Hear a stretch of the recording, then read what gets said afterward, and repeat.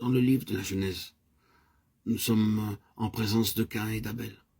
Nous trouvons la loi où le principe de la vie se manifestait par un contraste et un conflit.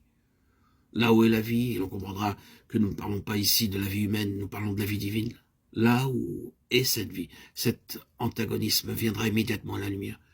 Il en est toujours ainsi, et l'on ne saurait éviter le conflit ou le supprimer qu'au détriment de la vie. Dès que la vie de Dieu se trouve quelque part, un antagonisme s'y manifeste. Le conflit commence.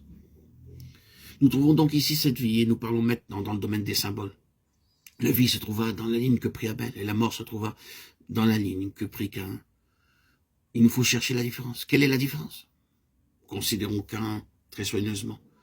Nous pouvons être superficiels au sujet de Caïn, en arriver à des conclusions qui, tout en pouvant être très fondées et vraies, seraient cependant inadéquates. Soyons tout à fait justes à l'égard de Caïn. Caïn n'ignore pas Dieu, il n'est pas non plus quelqu'un qui soit opposé à Dieu extérieurement. Caïn reconnaît Dieu, il le reconnaît comme l'objet de l'adoration et du culte. Caïn apporte à Dieu comme acte d'adoration ce qu'il connaît de meilleur et ce qu'il a de meilleur. Nous disons ce qu'il connaît de meilleur, mais non ce qu'il aurait pu connaître comme étant le meilleur. Dans son domaine, ce que Caïn apporte est bon et précieux. À moins de reconnaître cela et de l'exprimer ainsi, nous n'arriverons pas à comprendre la différence qui existe entre la mort et la vie.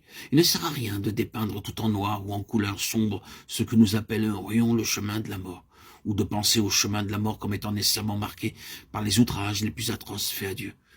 Il ne faut pas supposer que pour être dans le chemin de la mort, il soit nécessaire d'être ouvertement et positivement un antagoniste de Dieu, ou d'ignorer Dieu, ou de refuser à Dieu une reconnaissance pratique. Il n'est pas nécessaire de faire ces choses pour être dans le chemin de la mort. Le chemin de la mort est quelque chose de plus profond que cela, quelque chose de beaucoup plus profond que cela. Et nous verrons combien cela est vrai à mesure que nous avancerons.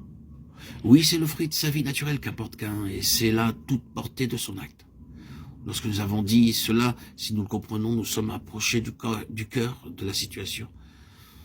En ce qui concerne Abel, son attitude nous dit qu'il nous faut mourir pour vivre. Nous n'avons en nous-mêmes rien à offrir à Dieu, rien qui puisse lui être agréable. Nous n'avons qu'une vie qui doit être répudiée. Abel reconnaît le péché, il voit que l'âme pécheresse doit être livrée à la mort. Elle ne peut être offerte à Dieu, ni elle, ni ses œuvres, ni ses fruits. Nous le voyons du côté de Caïn, l'âme cherche à être acceptée sur la base de ce qu'elle croit avoir de bon en elle-même. Du côté d'Abel, l'âme cherche à mourir à elle-même. Maintenant, nous reportons immédiatement cela à Jésus-Christ et aux Juifs. Nous remarquons qu'il est parlé des Juifs dans l'évangile de Jean, dans des termes exactement pareils à ceux qui avaient été employés pour Caïn, une chose terrible. Mais le point que nous devons saisir, nous et tout le peuple de Dieu, c'est que ce ne sont pas nécessairement ceux que nous appelons des impies qui sont représentés par Caïn, tandis que les hommes pieux, dans le sens le plus vrai du terme, seraient représentés par Abel. Nous trouvons ici dans une sphère beaucoup plus restreinte que cela. Il y a un Israël selon la chair et un Israël selon l'esprit. Nous nous approchons donc de Christ et des Juifs de son jour, des Juifs adorés et tués en même temps, une combinaison terrible. Leur culte, qui dans son domaine était très fervent et précieux en un sens, n'était cependant qu'une chose extérieure. Il n'est pas nécessaire de rappeler à notre souvenir certaines paroles qui sortirent des lèvres du Seigneur à cet égard. Vous nettoyez le dehors de la coupe et du plat. Ils élargissent leur phylactère. Vous faites de longues prières. Ils prenaient plaisir à montrer aux hommes qu'ils jeûnent et ainsi de suite. Tout est extérieur.